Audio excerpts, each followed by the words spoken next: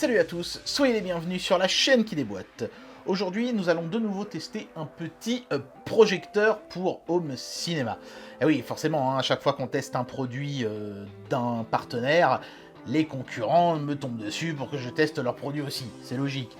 Je n'accepte dans ce cas-là de faire le test que si l'objet en question a un réel plus par rapport au précédent. Celui-ci en a un, en plus du keystone vertical, que possédait déjà le précédent modèle, celui-ci dispose du keystone horizontal. Qu'est-ce que ça veut dire que ce charabia et est-ce que ce projecteur vaut du coup davantage le coup?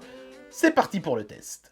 Donc le projecteur qu'on va tester aujourd'hui est un projecteur de la marque Bowmaker. Et Bowmaker ou Bowmaker, je ne sais pas comment on prononce, m'avait déjà envoyé par le passé, souvenez-vous, une barre de son avec caisson de basse qui s'est avérée être d'excellente qualité. La preuve, elle est aujourd'hui dans mon salon et j'en suis particulièrement satisfait. Du coup, je place forcément la barre un peu plus haut sur ce projecteur-là que sur un truc chinois totalement générique. Voilà, grosse boîte forcément. On va tout de suite procéder au déboîtage. Hop.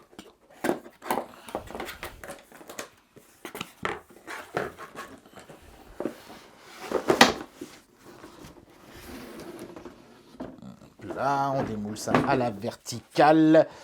On a deux compartiments, un en mousse et un en carton. On va regarder ça de plus près tout de suite. Alors d'abord, dans la cale en carton, j'imagine qu'on va avoir les différents petits accessoires qui vont avec le Projo. Donc on a déjà une télécommande. On va tout de suite la déballer. Voilà, elle est pas mal. Elle ressemble beaucoup à celle qu'on aurait dans n'importe quel autre Projo, mais elle a des touches phosphorescentes qui brillent dans le noir. Donc, comme on est souvent dans l'obscurité avec un Projo, c'est une bonne idée. Voilà, ça mange pas de pain, c'est des petits détails qui peuvent faire la différence. Le câble d'Alim, qui est un câble européen, merci beaucoup. Le convertisseur audio vidéo stéréo analogique pour brancher vos consoles de merde, par exemple. Un câble HDMI pour brancher tout le reste. Une belle grosse notice multilangue, y compris en français. Regardez, hop, c'est en français. Si on fait le point, c'est plus lisible. Voilà, vous regarderez voir si c'est bien traduit. Mais en tout cas, c'est multilangue, c'est un beau petit booklet. Moi, j'aime bien. Et voilà, c'est tout pour la partie carton. On va regarder la partie mousse maintenant. Alors, la partie mousse contient directement le projecteur, ce qui signifie que, contrairement au précédent modèle, nous n'aurons pas droit à une housse de transport, ce qui est un petit peu dommage. Chose intrigante sur cet emballage mousse, il y a des renforts dans les coins ici en plastique, avec une texture bizarre, on dirait presque que ça a été imprimé en 3D. Je ne sais pas si cette protection complémentaire est vraiment indispensable. C'est vrai qu'il y a des lentilles là-dedans et qu'il ne faut pas que ce soit malmené non plus. En tout cas, donc, c'est solidement protégé contre les aléas des transports. Donc, tout devrait bien se passer à ce niveau-là. Hop. Donc, on tombe directement sur le Projo. C'est un beau bébé. Il est assez balèze. Hop. Voilà la chose dans toute sa gloire et sa splendeur. La première chose qui différencie souvent ce genre de projecteur chinois par rapport à des équivalents de grandes marques comme chez Epson par exemple, c'est l'effort sur le design qui là est presque néant quoi. Je dis pas qu'il n'y a eu aucun effort de fait, Ces petites lignes là, dont une qui est dans l'alignement des différentes touches de contrôle, c'est plutôt pas mal. Mais c'est un parpaing quoi, c'est vraiment juste un truc rectangulaire avec les coins arrondis. Ils se sont pas foulés les mecs, clairement. Donc ici on a les fameuses touches de contrôle, au bas gauche droite OK et le bouton Power. Ici, alors apparemment le bouton Power, la diode de fonctionnement serait située autour, ce qui ne manque pas d'une certaine élégance. Ici à l'arrière on a la connectique, VGA, 2 USB, donc ça c'est pour mettre des clés USB qui contiennent des données, des choses comme ça, on avait déjà ça sur le précédent modèle. Un récepteur pour la télécommande, la prise pour l'audio vidéo qu'on a vu tout à l'heure, une prise casque et la prise pour brancher le secteur qui a un fusible intégré. Ici vous pouvez voir le haut-parleur pour le son. Sur le côté ici, on a les deux HDMI, puisqu'on peut brancher deux sources différentes, et une fente pour mettre les cartes SD, qui par exemple contiendraient vos photos de vacances que vous projetteriez devant une foule qui fait semblant d'être ébahie, alors qu'en réalité elle en a rien à foutre et que ça la fait royalement chier votre séance diapo. Non, ça fait chier tout le monde les séances diapo, arrêtez d'en faire les mecs. Hein. Et puis sur le devant, on a ici le petit récepteur infrarouge numéro 2, donc comme ça on peut télécommander l'appareil quand on est en face de lui ou quand on est derrière. Le petit cache qui protège la lentille, hop là, que je vais retirer, voilà, belle lentille, bien grande. Hein. Ici on voit le petit bouton qui permet d'incliner le projecteur si ça s'avère nécessaire. Voilà, c'est directement intégré dedans. Et ici sur le côté, c'est là qu'on pourra corriger le fameux keystone. Vous voyez, c'est comme le port salut, c'est marqué dessus. Donc apparemment, on peut corriger le keystone vertical et horizontal en tournant ces machins-là. Je ne sais pas si, oui, ça devrait faire ressortir la lentille ici sur le côté. Voilà, donc ça c'est pour zoomer ici. Et ça ici, c'est pour le keystone. On va essayer de voir tout de suite comment ça fonctionne. Alors, deux petites choses avant de mettre le projecteur en situation hein, sur lesquelles j'avais envie de revenir après avoir parcouru la notice de l'appareil. D'abord, chose numéro 1, la molette ici ne permet de corriger que le keystone vertical. Le keystone horizontal se corrige à la télécommande, donc j'imagine qu'il y a un petit truc motorisé à l'intérieur pour faire le réglage. Deuxième chose, ce système est doté d'un filtre anti-poussière qu'on détache en poussant ici comme ceci. Hop!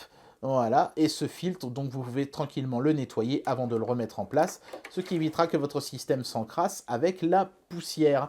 Donc on sent qu'on a été sur quelque chose de bien conçu. À l'intérieur, on a du Cree en termes de LED et du LG en termes de LCD, donc ce sont des éléments de grande marque, c'est plutôt rassurant, mais ne rêvez pas, hein, vous n'allez néanmoins pas obtenir la même qualité d'image que sur un Projo Epson à 8 ou 900 euros.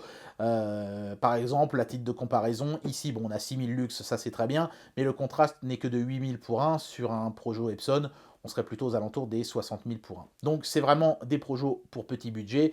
Le but, c'est clairement pas de faire aussi bien que les Projos de grande marque. Je le dis parce que sinon, je sais que j'y aurai droit dans les commentaires. Voilà, comme ça c'est fait. Bien, alors soyez les bienvenus dans mon sous-sol. Je m'excuse par avance si le son n'est pas aussi bon que, évidemment, quand je suis dans ma salle de tournage. Je tourne avec le micro interne à la caméra en plus, donc forcément ça va peut-être résonner un petit peu. On est dans mon sous-sol, il fait froid. Mon père m'a gentiment prêté son écran de projection et son petit meuble pour pouvoir poser le projecteur dessus. Donc là, je suis vraiment dans les conditions les meilleures. À un détail près, c'est que je ne suis pas dans la pénombre complète, mais ça j'en ai fait exprès. Le but, c'était vraiment de voir ce que ça donne quand on est dans des conditions où il fait sombre, mais on n'est pas dans l'obscurité la plus totale. Et puis en plus, pour moi, c'est plus facile pour manipuler la télécommande. Voilà. Donc vous pouvez constater déjà qu'on retrouve une interface qui est très similaire à celle du Vankyo. Et je pense qu'on peut le dire, hein, l'électronique interne de ces projecteurs chinois est toujours plus ou moins la même, et le logiciel aussi. Voilà, donc on se déplace dans les menus avec la télécommande, ça répond bien, rien de vraiment particulier. Aujourd'hui, moi, je ne vais pas tester comme la dernière fois avec le Projo de chez Vankyo des sources sur clé USB comme les rubriques principales ici, mais plutôt une source externe branchée sur le HDMI 1. J'ai nommé ma GPD Win. On va se faire quelques petites parties de jeu, notamment pour voir s'il n'y a pas trop de latence. C'est parti.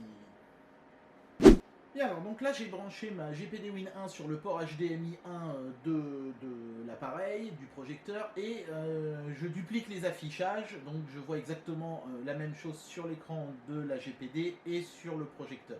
Donc déjà la première chose que je constate, c'est que quand je déplace la flèche, vous voyez, je ne sais pas si vous la voyez bien, là vous voyez je déplace la flèche de gauche à droite et là de haut en bas hein, avec le stick de la console. Quand je fais ça, c'est pas hyper fluide à l'écran, et ça c'est typiquement parce que j'imagine que la fréquence d'affichage du truc doit être à 30 fps et non pas à 60. Pourtant, quand je regarde les propriétés de l'écran dans Windows, je vois 59 Hz, donc en général c'est un arrondissement par le bas, hein, ça correspond aux 60 Hz dont on a l'habitude. Et bon là clairement c'est pas ce que je remarque à l'écran, j'ai l'impression que la fréquence d'affichage est plus faible que ça. On va lancer un petit jeu, on va se mettre un petit Sonic Mania pour voir un petit peu ce que ça donne en termes de fluidité et surtout en termes de rapidité d'affichage. Est-ce qu'il va y avoir notamment un lag? Sega. Là j'ai mis le son du Projo bien fort pour que vous puissiez juger de sa qualité. Hein.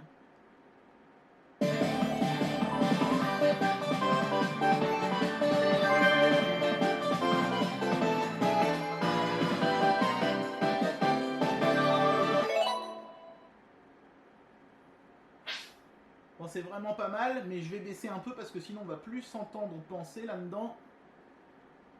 Voilà, donc on voit le niveau sonore apparaître sur l'OSD, je vais le mettre à 20, ça suffira. Alors le son est bien, hein, il est fort et il sature pas, hein, vraiment de bonne qualité, c'est assez épatant. La ventilation, bah là vous devez l'entendre parce que j'ai mis vraiment la caméra le plus près possible du projo, on doit être à 30 cm du ventilo, donc vous devez normalement l'entendre je pense. On l'oublie clairement en jeu, surtout que le haut-parleur est suffisamment puissant pour largement couvrir le bruit du ventilo, donc ça va, c'est pas génial mais ça va. Le rendu des couleurs, il est un petit peu plus flashy que... mais alors il y a des pré-réglages, hein, on peut agir sur les pré-réglages, là j'ai tout laissé par défaut. Il est un petit peu plus flashy que sur l'écran de la GPD, mais il est franchement très correct. En termes de contraste, là dans une pièce où la luminosité est faible, ça passe bien, les noirs ont l'air profonds. Évidemment, si j'étais dans l'obscurité la plus totale, à 8000 pour 1, je verrais des gris très sombres et non pas des noirs. Hein. Donc, belle qualité d'image et de son, mais on n'est quand même pas au niveau des ténors du marché. Alors, on va voir si en termes de fluidité et de rendu, ça se passe bien.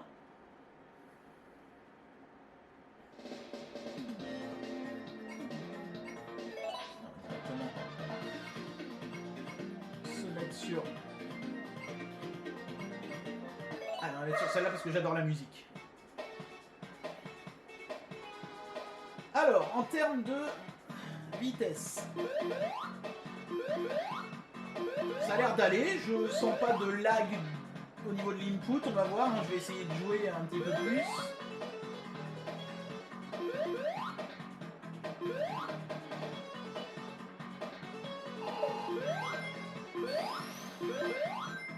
Bon là on voit clairement qu'on est en 30 fps. Hein. Il y a des moments où et quand je me tourne en boule, Sonic il clignote pas du tout, c'est juste une boule bien bleue, bien lisse. Je ne vois qu'une frame sur deux, hein. Donc on est en 30 fps et pas en 60, ça c'est clair et net.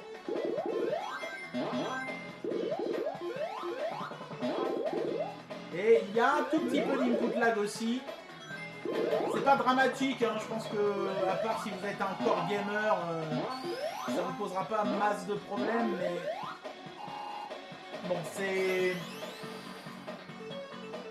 c'est passable, mais je pense que pour le gaming, il vaut mieux investir plus. Hein. Par contre, le rendu des couleurs et le contraste sont vraiment sympas. Donc, pour se mater des petits films en 30 fps, hein, donc un DVD ou un Blu-ray, ça ce serait vraiment pas mal du tout par contre. Mais pour le jeu, ça fait moyen la blague.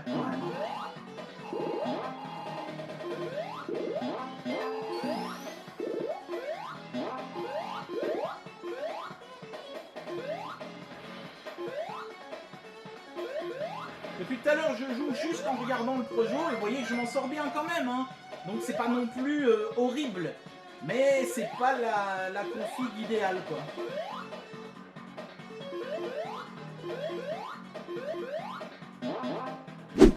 Alors il me reste un dernier truc à tester évidemment puisque c'est un peu le selling point de ce projecteur. C'est le fameux ajustement du keystone. Alors le vertical, comme sur n'importe quel projo chinois, on le règle avec une molette qui est directement sur l'appareil. Voilà, ça je vous ai déjà fait la démonstration sur le Vankyo, donc voilà. On voit bien hein, que là on est bien droit et que dès que je commence à jouer sur la molette, on a un trapèze de déformation. Voilà, donc ça c'est au cas où votre projo n'est pas à la même hauteur par rapport à votre écran. Maintenant, évidemment, les projos, parfois, ils ne sont pas non plus pile en face de l'écran. Là, pour le moment, c'est le cas. Mais si je le décale sur les côtés, parce que, par exemple, il y a un canapé sur lequel je suis assis, et je mets le projo à gauche ou à droite du canapé, il faut que je sois en mesure de corriger le keystone horizontal. Et ce projo-là, normalement, permet de le faire. Donc, je vais me mettre dans une situation où le projo n'est pas en face de l'écran, et on va faire un essai. Bien, alors là, j'ai décalé le projecteur d'à peu près 1 mètre par rapport à l'écran, histoire d'obtenir une déformation, et j'ai pu du coup mettre la caméra à l'endroit où se trouvait le projecteur avant, ce qui veut dire que là, normalement, vous devriez voir à la caméra ce que le spectateur verrait s'il était pile poil en face de l'écran. Et là, vous pouvez voir que l'image est beaucoup plus haute sur la gauche de l'écran que sur la droite. Donc on va voir si ce projo, comme il l'affirmait sur l'emballage, me permet de corriger ce petit problème. Alors on va appuyer sur le bouton Keystone de la télécommande. Qu'est-ce que c'est marqué là? Reduce Display, donc ça c'est pour la taille. Voilà. c'est ça, Keystone. Donc horizontal, et ben ça tombe bien, je suis dessus. Est-ce qu'il faut que je mette moins ou plus? Je pense qu'il faut que je mette moins. Allons-y. Ouais, c'est ça, c'est bon. Ça va dans le bon sens. Donc je vais essayer de récupérer un rectangle bien droit. Je pense que je peux encore y aller un petit peu. Ouais, c'est pas mal là. Voilà, donc là, normalement, vous devriez voir un beau rectangle bien droit. Légèrement décalé sur la droite, évidemment, puisque le projecteur lui-même est décalé sur la droite. Donc évidemment, après, il faudra faire des petits ajustements quand même vis-à-vis de votre écran et tout. Mais au moins, je n'ai plus de déformation manifeste de l'image.